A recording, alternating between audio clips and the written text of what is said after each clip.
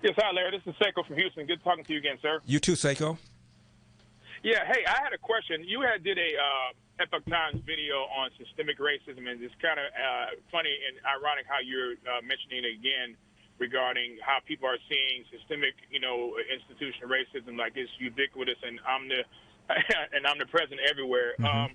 So you did a video on it, and you mentioned about the Obama housing crisis when basically people were getting home loans and couldn't afford it.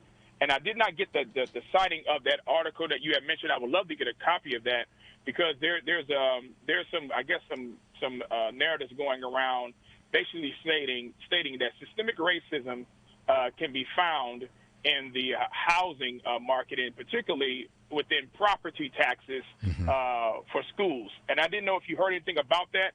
Wanted to get your thoughts about that. Well, Seiko, thank you for calling. About the property taxes school part, I really don't know what you mean, so I can't comment on that. But I can comment on the video that I did and my sources for that video. What you're talking about is a video I did in which I talked about how when Barack Obama was a young civil rights lawyer, he joined with other civil rights lawyers, and they filed a class action lawsuit against Citigroup claiming that a bunch of plaintiffs, would-be credit-worthy black borrowers, were being denied loans just because they were black. Now think about that. Are you going to not sell somebody a hamburger because he's black?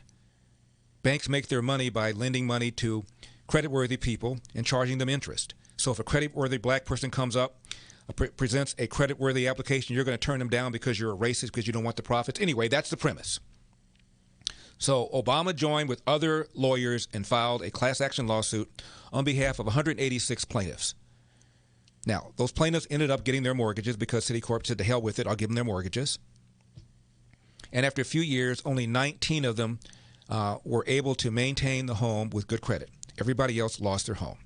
The article even quotes two of the plaintiffs, saying, there ought to be a law stopping banks from giving money to people who can't afford to pay it back. I'm not making this up. And one guy says, this is a very emotional kind of thing. I understand that, but we ought to set aside emotion and make sure that people can afford to pay back the loan. Duh. Now, Seiko, if you want to start looking for information about this, I would recommend that you Google Daily Caller and type in the words 186 plaintiffs, Barack Obama, and it should pop up right away. And from that point on, you'll be able to take a look at the lawsuit and see what was alleged. And the fact that virtually everybody lost their house meant that Citicorp was, in fact, engaging in sensible practices by refusing to lend to people that they deemed to be not creditworthy based upon their criteria. When this allegation, by the way, was made several years ago, there's a man named Hugh Price. He was then the head of the Urban League, along with the NAACP. The Urban League is the oldest black civil rights organization in America. They both started around 1910, 1911.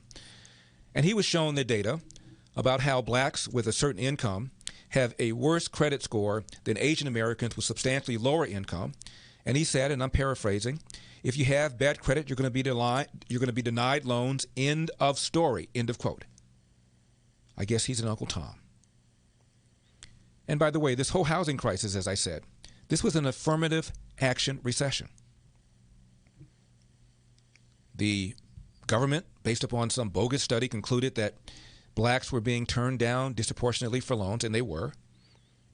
Asian Americans, by the way, were slightly more likely to have their loans approved than whites. So I guess the banks are anti-black but pro-Asian and sort of indifferent about white people. Is that how it works? And so through the Community Reinvestment Act, and Bill Clinton put teeth in it, basically told banks, if you don't change your lending standards to improve the percentage of underrepresented borrowers, we're going to hold you up. We're going to stop you from putting in ATMs. We're going to stop you from merging. We're going to stop you from acquiring other banks. And the so-called government-sponsored entities, Freddie and Fannie, bought these loans. So through carrot and stick, the lending criteria all across America was changed. So a whole bunch of people who would have been perfectly better off renting bought homes, and when the recession came, lost everything. That is why between 2010 and 2013, blacks lost 1 third of their net worth. 1 third of their net worth. This is during the Obama years. Long fuse between that and the young Obama forcing banks to change lending criteria, but I blame people like Obama. I'm Larry Elder.